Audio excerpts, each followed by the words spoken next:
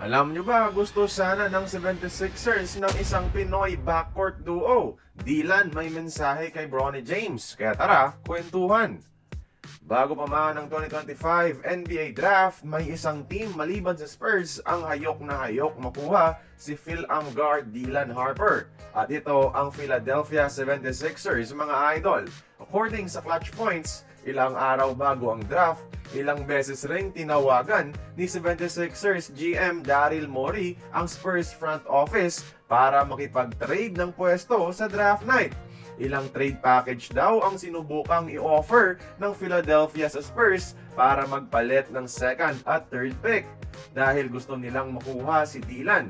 Pero tinanggihan ito ng San Antonio. Sayang no, magkakaroon sana ng Pinoy backcourt ang 76ers kay Harper at McCain, mga idol.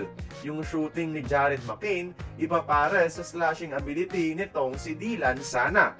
Magiging cornerstone sana sila ng prangkisa sakaling mapagdesisyon ng umalis ni Tyrese Maxey.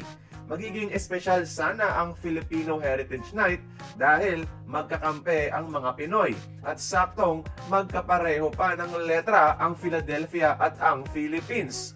Mas lalakas sana ang feeling nito, mga idol, kapag nagsabay si Dylan at Jared McCain, lalo na kapag bumalik si Joel Embiid. Pero wala eh. Ayaw pakawalan ng Spurs si Harper. Kaya nagsettle na lang ang 76ers kay VJ Edgecombe. Magandang pakinggan no, na di pa nagsisimula ang draft, pinag-aagawan na si Dylan.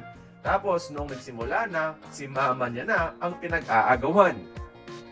Speaking of Dylan Harper, may mensahe naman siya para kay Bronny James, mga idol. Pareho kasi sila na second generation NBA players. At syempre, nakatutok ang mga tao at media sa kanila kung kaya ba nilang dalhin ang pangalan ng mga NBA legends na ama. Sabi niya lang kay Bronny, simple, we are the next generations. There is always a spotlight no matter what, so just be you, maging sarili mo. Words of encouragement ni Dylan sa anak ng kanyang idolo na si LeBron James. Exciting ito sa Summer League sa unang beses na maghaharap sila. Kaya sa tingin nyo, mga idol, kaya bang i-lockdown ni Bronny James ang isang Dylan Harper? Magkomento nga kayo sa ibaba, mga idol, para malaman natin.